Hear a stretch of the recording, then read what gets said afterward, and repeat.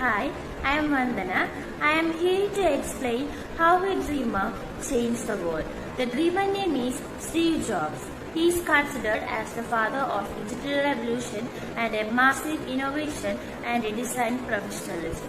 He was the co-founder of Apple. The journey of Steve Jobs started by connecting the dots.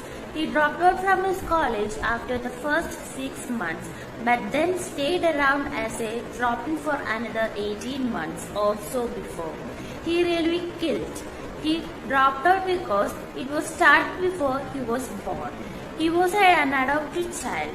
He did go to college, but he naively chose a college that was almost as experienced as Stanford, and all of his working class parents' saving was being spent on his college tuition after 6 months.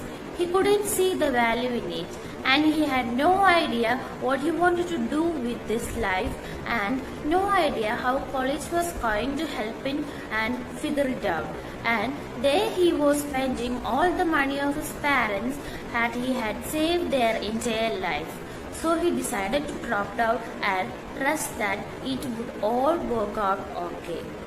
The minute he dropped out, he could stop taking the required classes that didn't interest it to him and begin dropping in on the ones that look for make interesting. He started searching for many jobs. He returned Coke bottles for money to buy food, and he would walk the 7 miles across town every Sunday night to get one good meal a week at a temple. He loved it, and much of what he stumbled into by following his curiosity and intuition turned out to be priceless later on. But the Reed College at that time offered perhaps the best calligraphy institution in the country. Throughout the campus way better. Every label on every drawer and every poster was beautifully hand calligraphed. Because he had dropped out and didn't have to take the normal classes, he decided to take a calligraphy classes to learn how to do that. After 10 years, all came back to him, and he designed it all into Mac. It was the first computer with beautiful typography. If he had never dropped out in on the single course in a college, that Mac would have never had multiple typefaces or proportionally spaced fonts.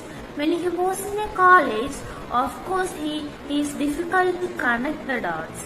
He found what he loved to do early in his life. Later, he and his friend started Apple company in Steve Jobs' parents' garage when he was in 20. He worked hard, and in 10 years, Apple had grown from just the hard work of 2 persons in that garage into a $2 billion company with over 4,000 employees. He never gave up. At the age of 20, he got fired from Apple. He got lost.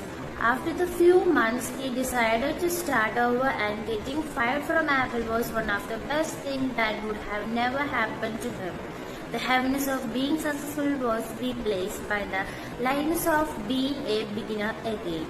During the next 5 years, he started a new company named Next and another company named Pixar, and Pixar made him great successful. Later, Apple would bought Next, and he again returned to Apple. He is always on the way of searching. He don't settle. Then he started doing hard work to grow Apple. Finally, he got success, and he started to release more Apple products.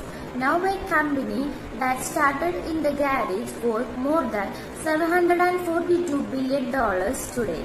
In 2003, he was diagnosed with pancreatic cancer. Then he died in 2011 at the age of 56. The story I learned from Steve Jobs' life was our time is limited, so don't waste it living someone else's life. Don't be trapped by dogma, which is living with the results of other people's thinking, and most important, have the courage to follow your heart and intuition. The somehow already know we truly want to become, everything else is secondary. Thank you.